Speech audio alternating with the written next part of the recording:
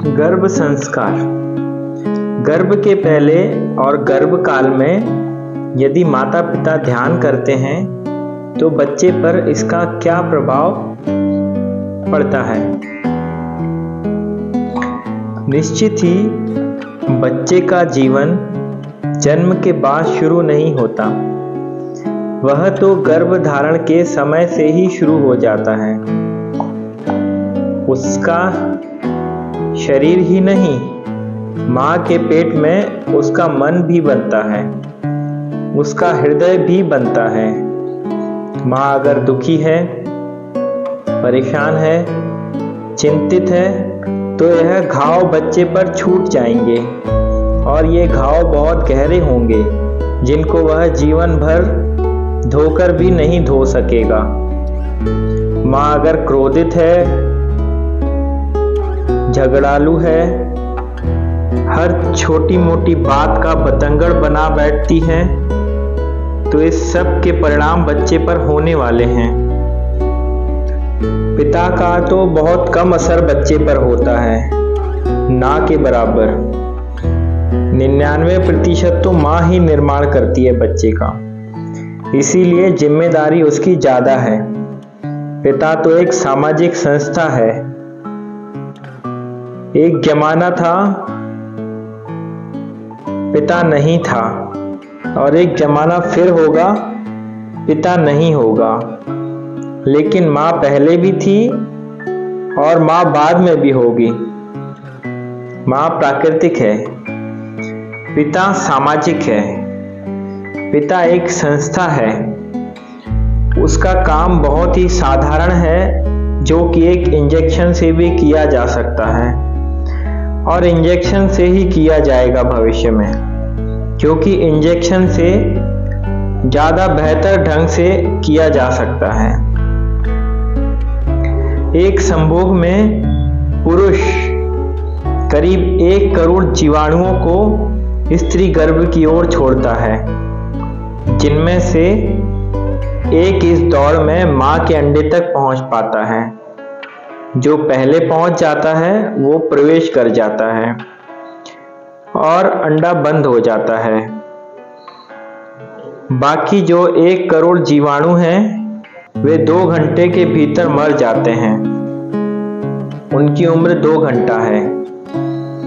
भयंकर दौड़ है और इस लंबी दौड़ में अगर अनुपात से हम देखें, अगर आदमी की ऊंचाई हम 6 फुट मान लें तो जीवाणु इतने छोटे हैं कि मां के गर्भ तक पहुंचने का मार्ग 2 मील लंबा हो जाता है।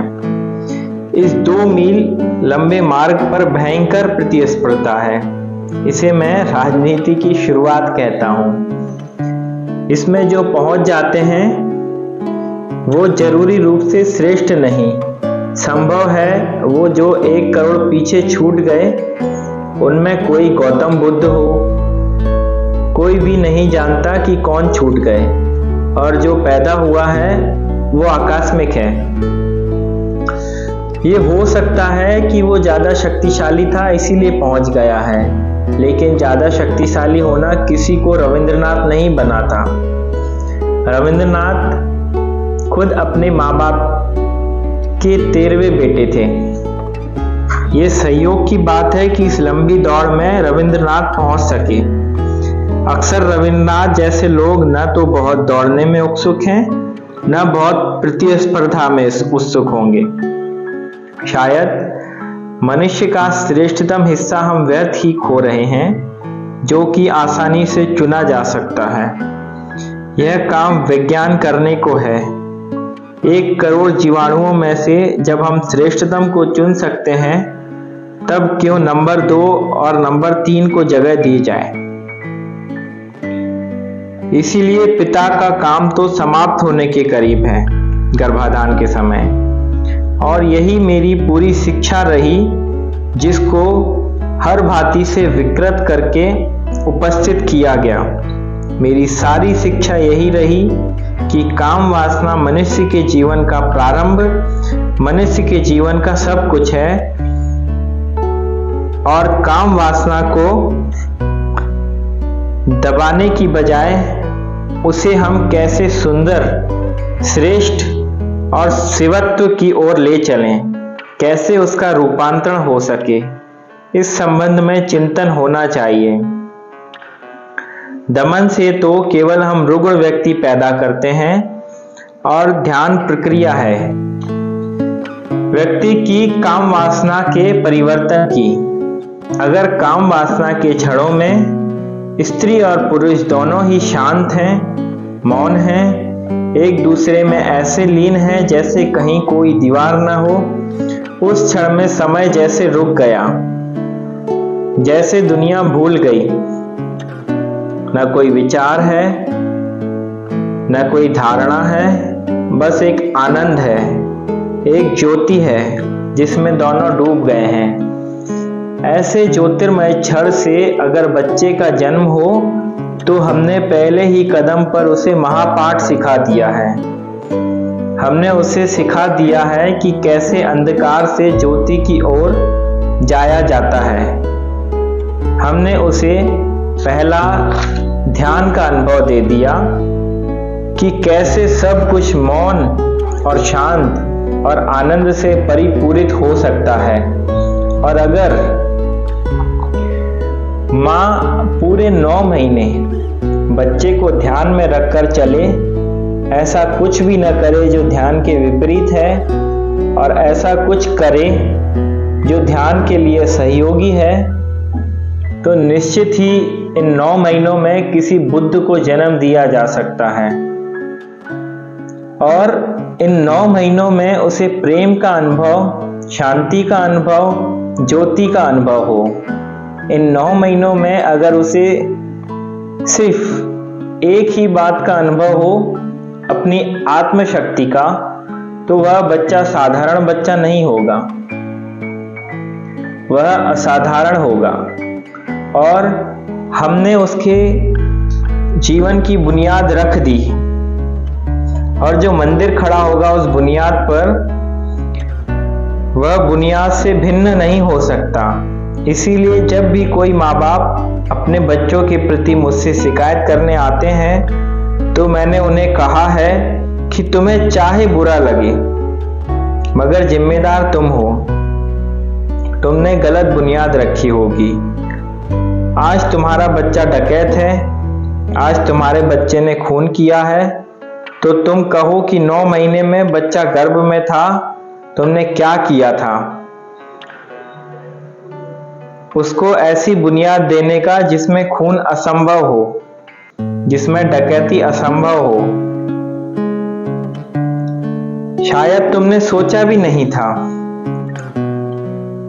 निश्चित ही ध्यान जीवन के प्रत्येक अनुभव में उपयोगी है और जन्म तो जीवन की सबसे बड़ी घटना है और ध्यान प्रेम के क्षण में सबसे सरल, सबसे सुगम बात है, क्योंकि प्रेम के क्षण में सहज ही विचार खो जाते हैं और एक तल्लीनता छा जाती है और एक सन्नाटा घेर लेता है और एक प्रतीति होती है जैसे हम भिन्न नहीं हैं अस्तित्व से, जैसे हम एक हैं। यही विचार केवल भारत में पैदा हुआ।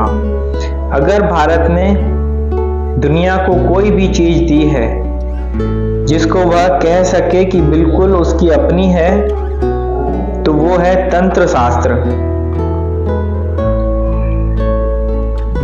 तंत्र शास्त्र का सारा आधार एक ही है, कैसे काम ऊर्जा और ध्यान ऊर्जा को एक कर दिया जाए। और मैं पूरे जीवन उस बात को दोहराता रहा हूं, लेकिन लोग अजीब हैं। यह सर्वाधिक महत्वपूर्ण बात होगी कि हर युगल इसे अपनी कसम बना ले, जब तक वह ध्यान में समर्थ नहीं हो जाता, वह किसी बच्चे को जन्म नहीं देगा। क्योंकि क्या फायदा है चंगेज खान और नादिर शाह और एडोल्फ हिटलर और मुसोलिनी इनको पैदा करने से। अगर पैदा ही करना है तो कुछ करने योग्य कोई बुद्ध, कोई महावीर, कोई नागार्जुन, कोई जो तुम्हारी प्रतिभा को निखार देगा, आगे ले चलेगा। मगर उसके लिए पहले तो माँ बाप को तैयार होना पड़ेगा, और जब तक कोई ध्यान में स्वयं परिपक्व न हो जाए, उसे अधिकार ही नहीं मिले बच्चे पैदा करने का।